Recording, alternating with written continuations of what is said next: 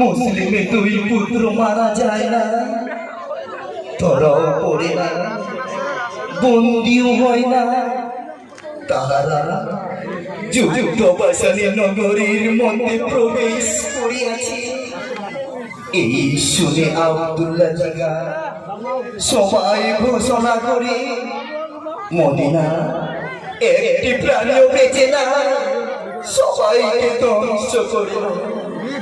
তখন সবার মধ্য হইতে একজন বলে যারা বাদশাহ নামদার, মুসলিম পুত্র যুদ্ধে মরে না, এখনো বেঁচে আছে।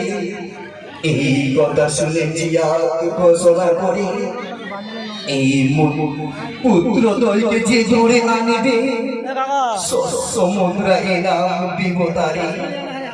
ঘোষণা শুনি কুপার সবাই পাহাড় পর্বত বন জঙ্গল তাদের খুঁজে বেড়ায়। প্রাণীর হয়ে মুসলিম পুত্র ঘোষণার আগে লোকায় কাজীর বাড়িতে। কাজী তাদের কোমরে 50 মোহর আসাদকে দিয়ে মদিনায় পাঠায়। ধরা পড়ে প্রহরীর হাতে, প্রহরী তাদের নিয়ে যায় জিয়ার দরবারে। জিয়ার তাদের রূপ দেখে শিরচ্ছেদ কথা না বলি রাখে বন্দি গৃহে। নগরপা তাদের রূপ লাবণ্য দেখে ঘরে নিয়ে আসে ও যতন করে কুৎসিয়া পাঠায়। মুসলিম পুত্র তো সারা রাত্রি ঘুরে এসে গাছের কোটরে ঢোকায়।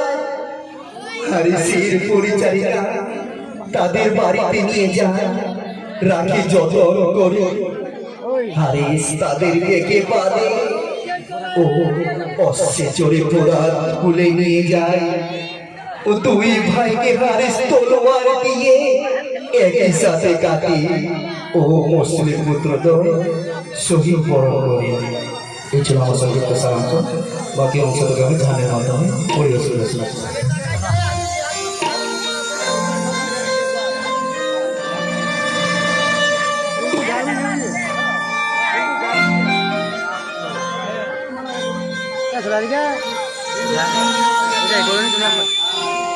ঘুমের ঘরে স্বপ্ন দেখে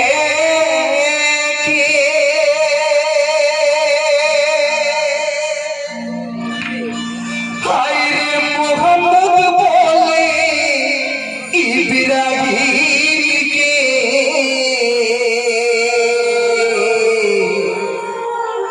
ঘুমের ঘরে স্বপ্ন দেখে